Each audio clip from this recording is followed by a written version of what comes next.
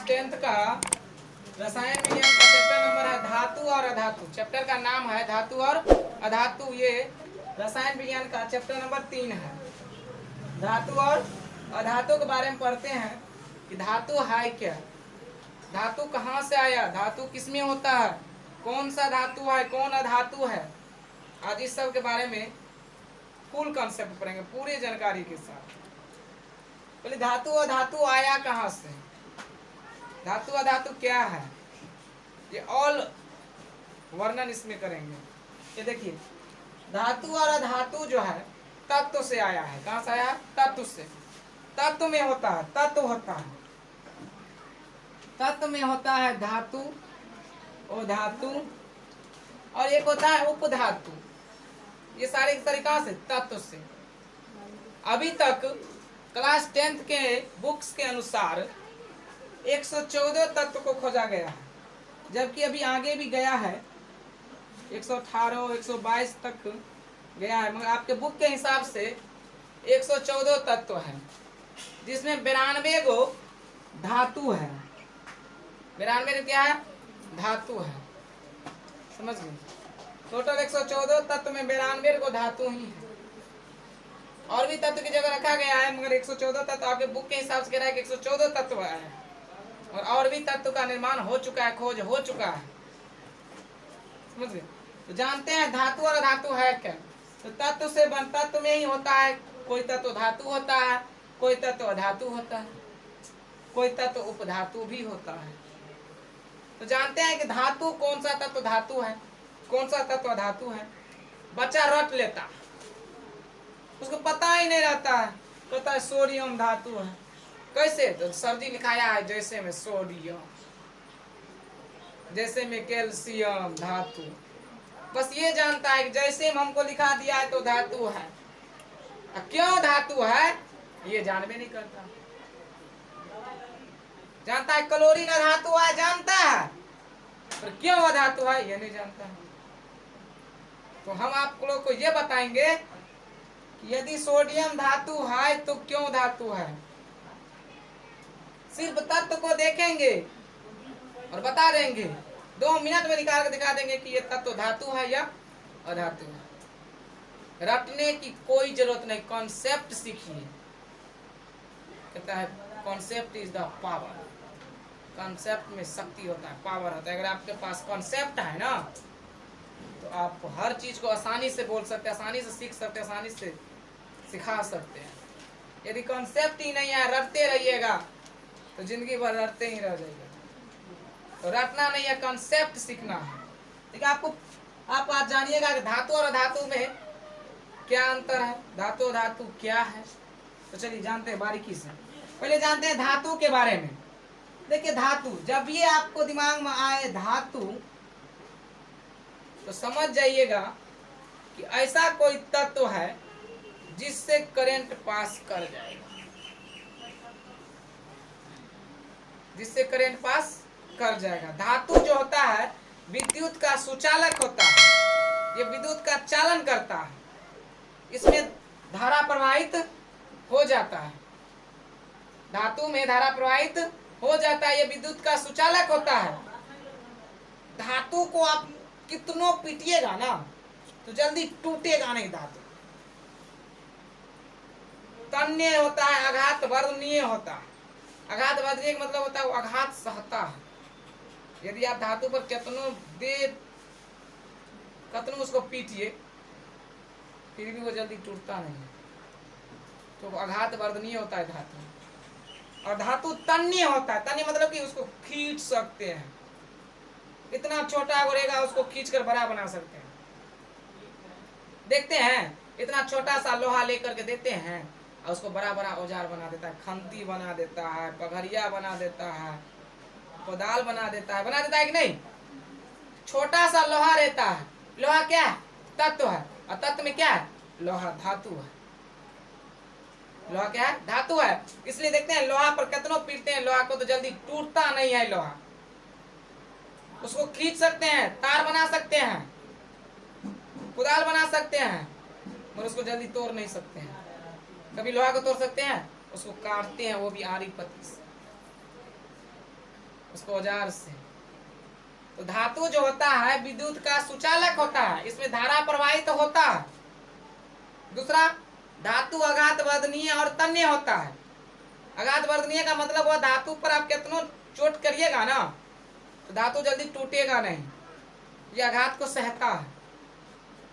तीसरी बात, धातु तन्य होता है, धातु को आप खींच सकते हैं, खींच के तार बना सकते हैं।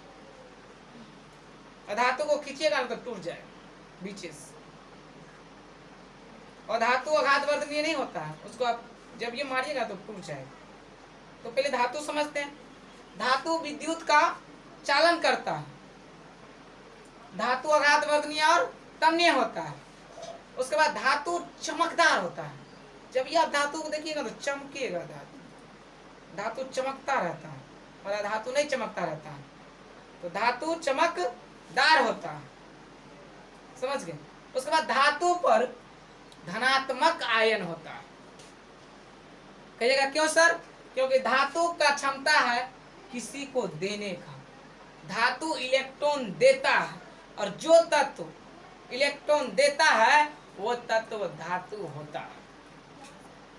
जो तत्व इलेक्ट्रॉन दे देता है वो तत्व क्या होता है? धातु होता है। यहाँ से सीख लीजिए, जो तत्व इलेक्ट्रॉन देता है वो धातु होता है। क्योंकि इलेक्ट्रॉन है निगेटिव चार्ज, ऋण आवेशित कण है, इलेक्ट्रॉन पर ऋण आवेश कण होता है।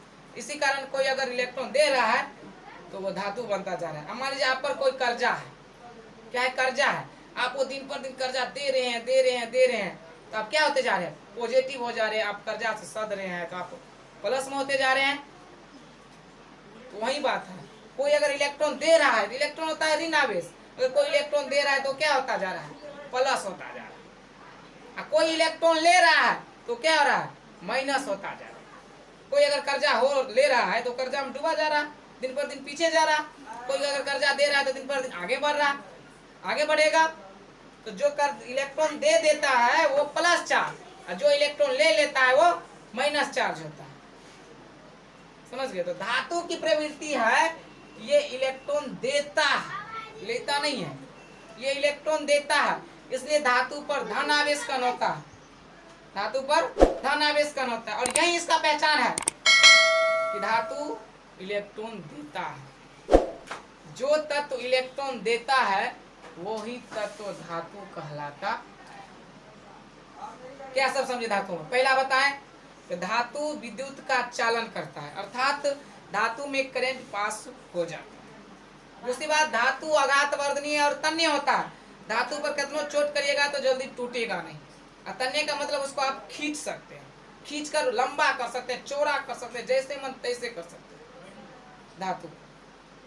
अगला बताए, धातु पर प्लस आयन होता है। धातु पर क्या होता है? प्लस आयन, ये धन आवेश का होता है इस पर। उसके बाद बताए धातु चमकदार होता है, धातु चमकता है, समझ गए। तो धातु चमकदार होता है। अब समझते हैं अधातु के बारे में। उसके बाद आपको हम एक ट्रिक दिखाएंगे कि आसानी से आप कह दीजिएगा अक्सर यही धातु है और यही अधातु है। जो इलेक्ट्रॉन दे देगा वो धातु बन जाएगा, जो इलेक्ट्रॉन ले लेगा वो अधातु बन जाएगा। तो अब जानते हैं अधातु के बारे में। अधातु विद्युत का चालन नहीं करता, इसमें करंट पास होबे नहीं करेगा। अधातु में करंट पास नहीं होगा। अधातु विद्युत का कुचालक होता है, अर्थात ये सुचालक नहीं होता। अधातु चमकदार नहीं होता है, ये चमकता नहीं है। अपवाद में कोई है, ऐसा कोई धातु है जो चमकता भी है, समझ। मगर ज्यादातर अधातु चमकदार नहीं होता। अधातु विद्युत का चालन नहीं करता। अधातु आघात वर्धनीय और तन्य नहीं होता। अगर इस पर आप चोट करिएगा ना तो धातु टूट जाएगा। इसमें आघात सहने की क्षमता नहीं होती है। आप इसको खींच करके तार नहीं बना सकते हैं अधातु को। अधातु ऋण आवेश कण होता है, धातु पर ऋण निगेटिव चार्ज होता है और ये इलेक्ट्रॉन लेने का काम करता है, देने का नहीं। अधातु जो होता है इलेक्ट्रॉन लेने का काम करता है। तो चलिए आज अधातु के बारे में हम इतना जाने, इसको नोट लिख लेते हैं। उसके बाद जानेंगे कि सिर्फ तत्व देंगे और आप कह दीजिएगा कि यही धातु है सर और यही अधातु है। समझ गए? वो कैसे? तो वो रदरफोर्ड के एटॉमिक संरचना से, परमाणु कक्षा के हिसाब से जब हम वैलेंसी निकालते हैं, संयोजकता निकालते हैं, तो उसके हिसाब से हम वहां पर समझ जाते हैं कि ये तत्व धातु है और ये तत्व अधातु है। समझ गए? सिर्फ देखेंगे कि जो इलेक्ट्रॉन दे देगा वो धातु बन जाएगा, जो इलेक्ट्रॉन ले लेगा वो अधातु बन जाएगा। चलिए पहले यही कंसेप्ट को क्लियर करते हैं, कौन इलेक्ट्रॉन दे रहा है, कौन इलेक्ट्रॉन ले रहा है। तो आप सिर्फ याद रखिएगा संक्षेप में, इस अगले वीडियो में आपको और अच्छा डिटेल से समझाएंगे। बस इतना याद रखिए अभी कि कोई तत्व 4 इलेक्ट्रॉन्स दे सकता है और 4 ही इलेक्ट्रॉन्स ले सकता है। कोई भी तत्व जो है 4 इलेक्ट्रॉन्स ले सकता है और 4 इलेक्ट्रॉन्स दे सकता है। कोई भी तत्व और कोई भी तत्व, परमाणु के 4 कक्षा होते हैं। कितने कक्षा? 4 कक्षा। परमाणु के 4 कक्षा होते हैं, K, L, M, N। K में होता है 2 इलेक्ट्रॉन्स, L में होता है 8 इलेक्ट्रॉन्स, M में होता है 18 इलेक्ट्रॉन्स और N में होता है 32 इलेक्ट्रॉन्स। K में 2 इलेक्ट्रॉन्स, L में 8 इलेक्ट्रॉन्स, M में 18 इलेक्ट्रॉन्स, N में 32 इलेक्ट्रॉन्स। थोड़ा इसके बारे में भी जानते हैं। ये परमाणु संरचना है। परमाणु के ये नाभिक है। नाभिक में प्रोटॉन और न्यूट्रॉन होता है। कोई पूछेगा परमाणु के नाभिक में क्या होता है, तो परमाणु के नाभिक में प्रोटॉन और न्यूट्रॉन होता है और इसके चारों ओर इलेक्ट्रॉन घूमते रहता है। परमाणु के नाभिक में प्रोटॉन और न्यूट्रॉन होता है, इलेक्ट्रॉन इसके चारों ओर घूमते रहता है। कभी भी इलेक्ट्रॉन केंद्रक में नहीं जा सकता। जब ये इलेक्ट्रॉन केंद्रक में जाएगा तो परमाणु का विखंडन हो जाएगा, परमाणु टूट जाएगा, विध्वंस हो जाएगा। तो कभी भी इलेक्ट्रॉन परमाणु के केंद्रक में नहीं जा सकता। अब इसी परमाणु संरचना के आधार पर परमाणु के टोटल 4 कक्षा होते हैं और इसी के आधार पर हम समझेंगे कि कौन धातु है और कौन अधातु है। देखिए छोटा सा कंसेप्ट है। परमाणु के प्रथम कक्षा में 2 इलेक्ट्रॉन्स रहते हैं, दूसरे कक्षा में 8 इलेक्ट्रॉन्स रहते हैं, तीसरे कक्षा में 18 इलेक्ट्रॉन्स रहते हैं, चौथे कक्षा में 32 इलेक्ट्रॉन रहते हैं। कहेगा सर क्यों रहते हैं, कैसे, कहां से आया ये इलेक्ट्रॉन्स?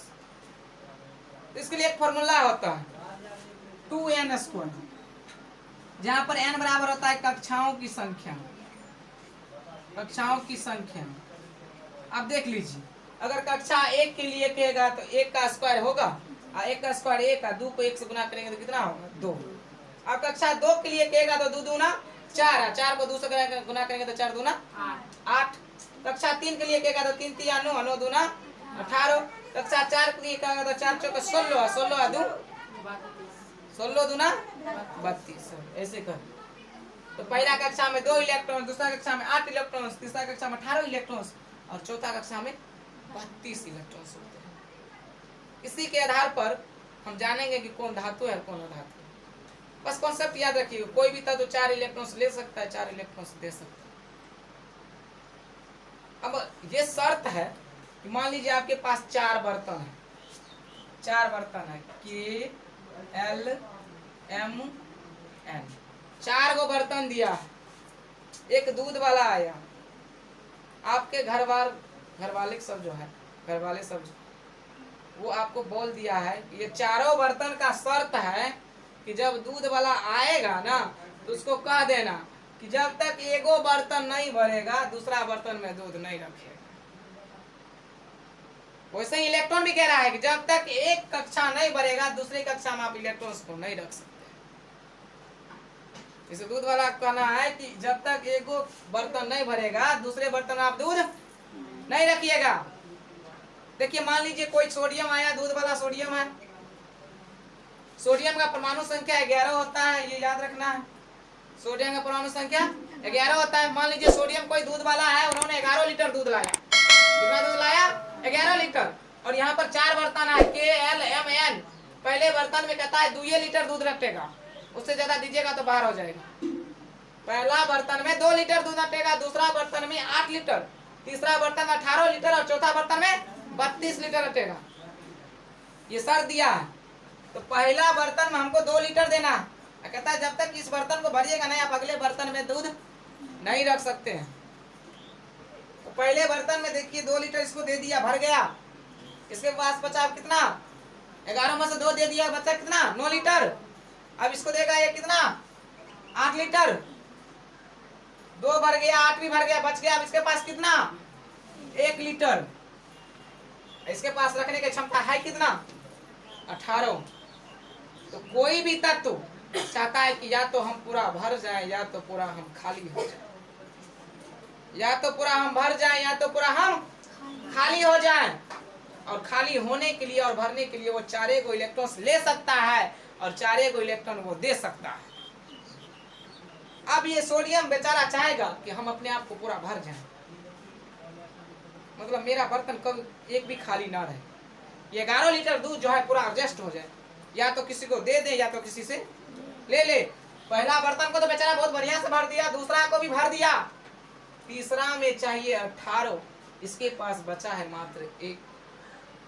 अब ये क्या सोचेगा, ये 1 किसी को दे दें, क्योंकि 17 तो ले नहीं सकता, क्योंकि तत्व का हम पहले बताएं 4 को लेगा या 4 को देगा, मतलब 1 से लेकर के 4 तक दे सकता है या 1 से लेकर 4 तक ले सकता है। अब इसको 17 देगा तब नहीं 18 पूरेगा, तो 4 को लेगा तो क्या होगा 5 को पूरेगा, फिर भी तो ये खाली न रह जाएगा। इसको क्या चाहिए, या तो इसको पूरा खाली कर दीजिए या तो इसको पूरा भर दीजिए, ये इसका कंडीशन है। या तो आप इसको पूरा खाली कर दीजिए या तो पूरा भर दीजिए। अब ये चाहेगा कि इसको या तो हम पूरा भर दे या तो पूरा इसको खाली कर दे। यदि हम 4 इलेक्ट्रॉन्स लेते हैं तो ये भरेगा ही नहीं, फिर भी ये खाली रहता है। इससे अच्छा हम क्या करिए, ये 1 इलेक्ट्रॉन किसी को दे दे। ये 1 इलेक्ट्रॉन किसी को दे दे तो इसमें इलेक्ट्रॉन देने की क्षमता है कि लेने की, देने की। इसमें इलेक्ट्रॉन देने की क्षमता है, और जिसमें इलेक्ट्रॉन देने की क्षमता होता है वो धातु होता है। जो इलेक्ट्रॉन दे देता है वो धातु होता है। अब ये कहे ना कि जो इलेक्ट्रॉन देता है वो धातु होता है, देख लीजिए ये इलेक्ट्रॉन 1 इलेक्ट्रॉन किसी को देने की क्षमता है इसमें, इसीलिए सोडियम धातु है। रखने की कोई जरूरत नहीं, इसमें इलेक्ट्रॉन्स देने की क्षमता है इसीलिए यह धातु है। यदि ये इलेक्ट्रॉन लेने की क्षमता इसमें होता तो ये अधातु हो जाता। इसमें इलेक्ट्रॉन देने की क्षमता है। जैसे देख लीजिए एक और लेते हैं नाइट्रोजन। नाइट्रोजन का परमाणु संख्या होता है 7, इसमें 7 लीटर दूध है। अभी 7 लीटर दूध को आप देगा तो पहला में देगा कितना 2 गो, और दूसरा में चाहिए कितना 8, तो इसके पास मगर बचा कितना 5, बचा कितना 5। अब इसको भरने के लिए या खाली करना, या तो पूरा भर देना है या तो पूरा खाली कर देना है। कोई भी तत्व तो 4 को लेगा या 4 को देगा। यदि ये 4 किसी को दे देता है तो पूरा खाली होगा नहीं होगा, फिर भी इसके पास 1 बच जाएगा। या कंडीशन है या तो पूरा खाली कर दीजिए या तो पूरा भर दीजिए। तो ये देगा 4 तो खाली नहीं होगा।